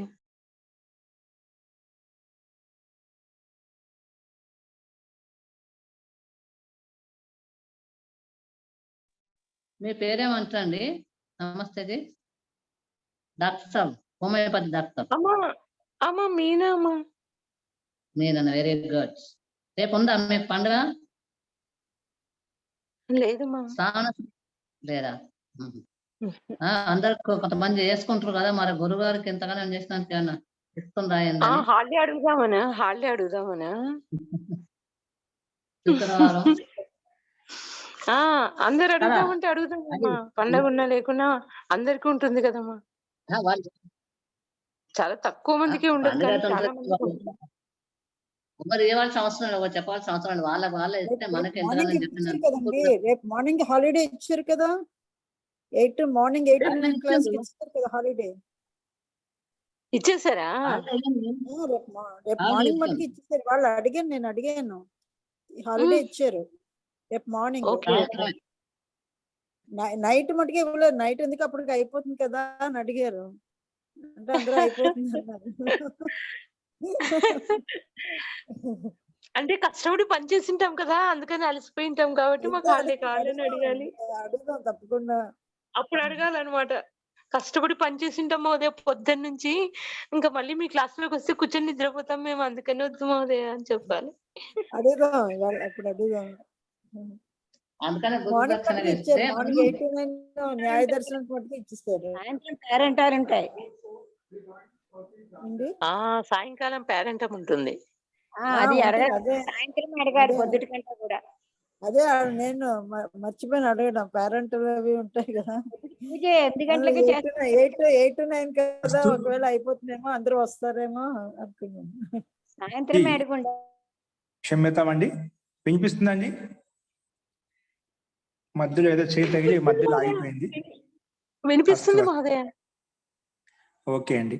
సో మనం ప్రకరణాంతరంలోకి వెళ్ళిపోయాము.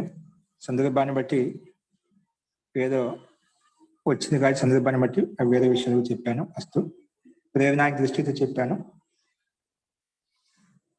అస్తు అధునా ప్రకృతం అనుసరామః. తో మనం విశిష్ట లింగో నది దేశో గ్రామాః.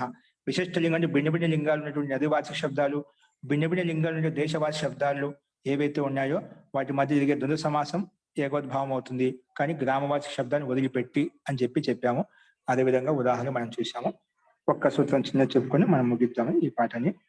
నెక్స్ట్ వచ్చేసి క్షుద్ర జంతవ. ఏంటండి? క్షుద్ర జంతవ. చూడండి, ఒకే పదంగా ఉంది. క్షుద్ర జంతవ ప్రథమ విభక్తి బహువచనం. ఓకేనా? క్షుద్ర జంతవ అంటే ఏమిటి? దాని సమాసం విడగొట్టి చెప్తుంది అక్కడ. క్షుద్రాశ్చ తే జంతవశ్చ క్షుద్ర జంతవ. క్షుద్రాశ్చ తే జంతవ క్షుద్ర జంతవ కర్మధారే తత్పురుష సమాసం అంటారు. అంటే క్షుద్రమే జంతువులు. అంటే క్షుద్ర జంతువులు అంటే మనం ఎక్కడి నుంచి అంటే చిన్న జంతువులు అంటే పశు పక్షులు క్రిమి కీటకాలు మతక్షులు అంటే అవి కాదు. ఇవి మన ఏమంటే క్షుద్ర జంతువులు అంటే ఇవి నేవలా ఉంది కదా, మునిగిస్తా అంటాం కదా, పాములు సరీసృపాల నుంచి మొదలుకొని ఇవన్నీ తీసుకో క్షుద్ర జంతువులు అని చెప్పుకోవచ్చు అండి. పాముల నుంచి మొదలుకొని ఇవేంటివి? నేవల అంటే ఏమిటి? నేవల అంటే మునిగిస్తున్నాయి కదా ఇవన్నీ. అంటే ఇవన్నీ పాములు అక్కడి నుంచి మొదలుకొని ఇంకా సూక్ష్మ కీటాలు, బ్యాక్టీరియాస్ ఏవైతే ఉంటాయి ఇవన్నీ క్షుద్ర జంతువులు అండి. ఏంటివి? క్షుద్ర జంతువులు. ఏదో పాపాల కర్మను బట్టి అలాంటి జన్మ భగవంతుడు ప్రసాదించాడు అన్నమాట. ఓకేనా? వాటిని క్షుద్ర జంతువులు అని చెప్తాం. ఎక్కడి చెప్పాను? వాటికంటే పై ఉండేవి పశు పక్షుల కింద వచ్చేస్తామట. కానీ ఇక్కడ నేవల అంటే మునిగి నుంచి మొదలుకొని పావుల నుంచి మొదలుకొని ఏవైతే ఉన్నాయో సరీసృపాల నుంచి మొదలుకొని ఇవన్నీ క్షుద్ర జంతువుల కింద తీసుకుంటామట. ఓకేనా? అంటే చీమలు, పురుగులు, క్రిములు, కీటకాలు ఇవన్నీ కూడా, దోమలు ఇవన్నీ కూడా క్షుద్ర జంతువులు అన్నమాట. ఓకేనా? అందుకే క్షుద్ర జంతువులు అనాయాసంగా మనకు నా చాహతే చెప్పి అంటే మనం వద్దనుకున్న అపరిహారంగా హింసించబడుతుంటే, చనిపోతుంటే, కాళ్ళ కింద పడి, చెరువుల కింద పడి అనుకోకుండా అనుకోని సహజంగా అయిపోతుంటాడు. అంటే వాడి కర్మ అలా ఉందన్నమాట. అది క్షుద్ర ప్రాణి. దానికోసం అంత అందుకే యోగ సాధన ఆ క్షుద్ర జంతువులు కూడా హాని కలగకుండా వాళ్ళు ప్రయత్నం చేస్తూ ఉంటారు అన్నమాట. ఓకేనా? చిన్న చిన్న క్రిమి కీటకాలు కూడా ఇబ్బంది కలగకూడదు చెప్పి. కానీ ప్రయత్న విశేషం ద్వారా మనం దాన్ని ఇబ్బంది పెట్టకూడదు. అనాయాసంగా ఇప్పుడు పొలంలో కృషి, రైతు పని చేస్తున్నాడు, లేదా రోడ్ల వెళ్తున్నాము, వాహనాలతో వెళ్తున్నాము, తెలియకుండా ఎన్నో ప్రాణులు, క్షుద్ర జంతువులు, క్రిమి కీటకాలు చనిపోతూ ఉంటాయి. దానికి మనం ఏం చేయాలి? అపరిహార హింస అనమాట. కానీ యోగ మార్గంలో ఉన్న అటువంటి వ్యక్తికి కూడా అందుకే ఎక్కువగా వాళ్ళు అటువంటి హింసా మూలకమైనటువంటి క్రియాకలాపాలు ఏవైతే ఉన్నాయో వాళ్ళు చాలా దూరంగా ఉంటారు. సాధ్యమైనంత వరకు వాళ్ళు దాన్ని రక్షించడం కోసం ప్రయత్నం చేస్తుంటారు. అంటే క్షుద్ర జంతువు కూడా హాని కల్పించకుండా అలా ప్రయత్నం చేస్తుంటారు అన్నమాట. అస్తు.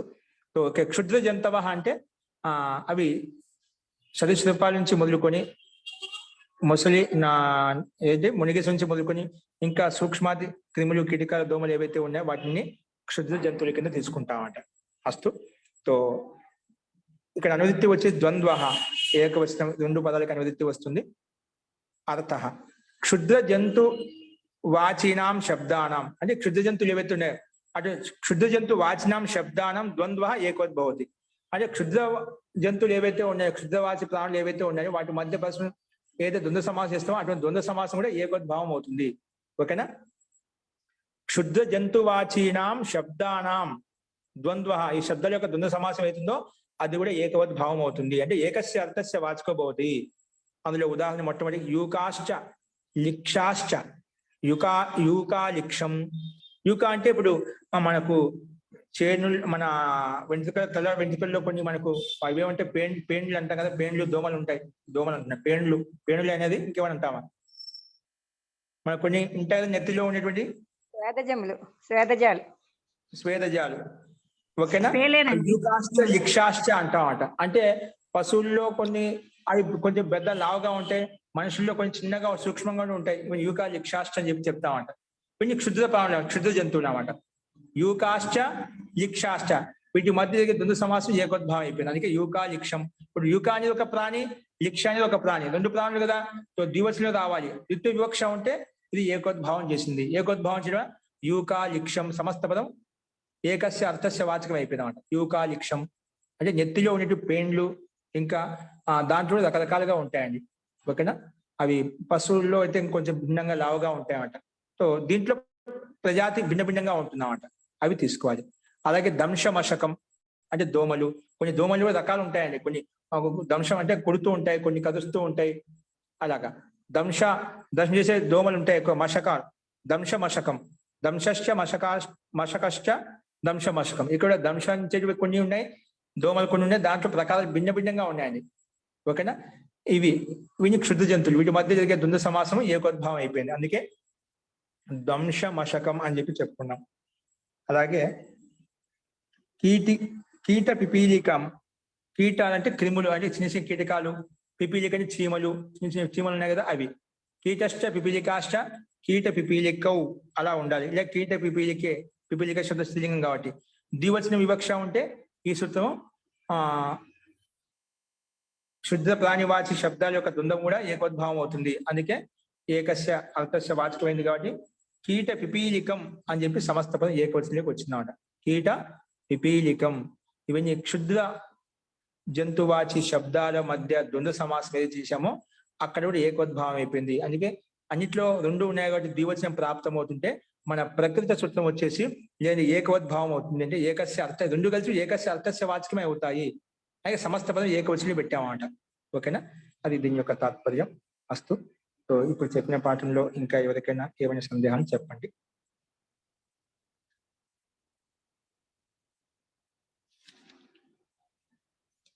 అస్తు అండి. మహోదయ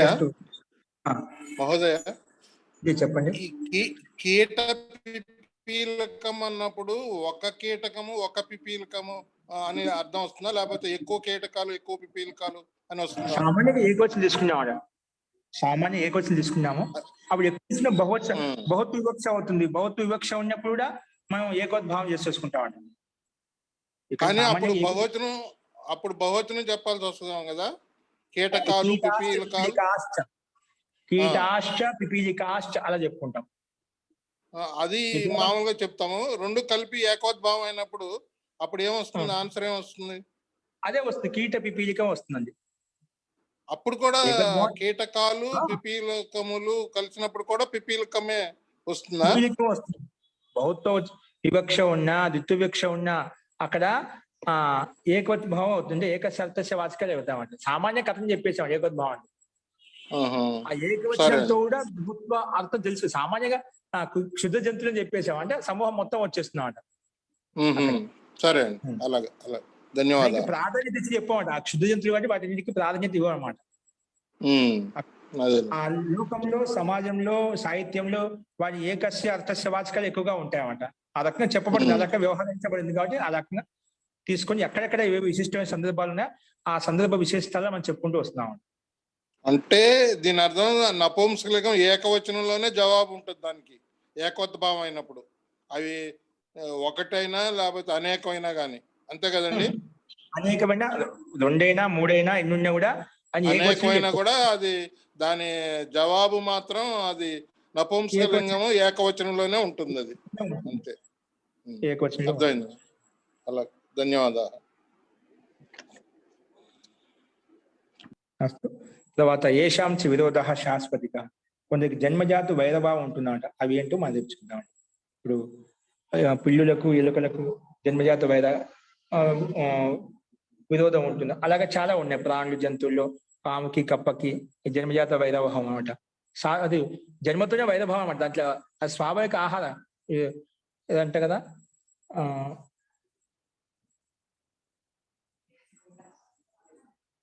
అంటే ప్రాణులే ప్రాణికి భక్షకాలని చెప్పి ఏదో నాకు గుర్తు రావడం లేదు.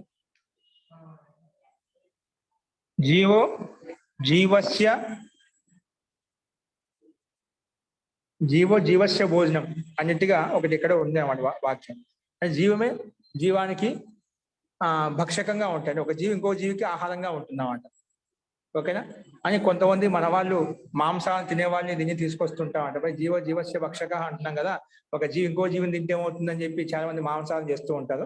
కానీ అది ఎక్కడ ఏ సందర్భంలో ఎలా తీసుకోవాలనేది మనం తెలుసుకోవాలన్నమాట. ఫస్ట్ సో అది నెక్స్ట్ చూద్దామండి రేపు సమయం బట్టి. ఇంకా సందేహాన్ని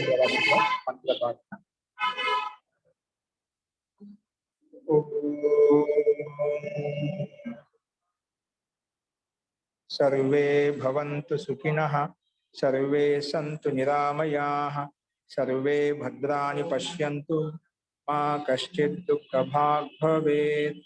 ఓం శాంతి శాంతి శాంతి. సర్వేభ్యో నమః. అందరికీ నమస్కారం అండి. నమస్తే, ధన్యవాదాలు ఆచార్య.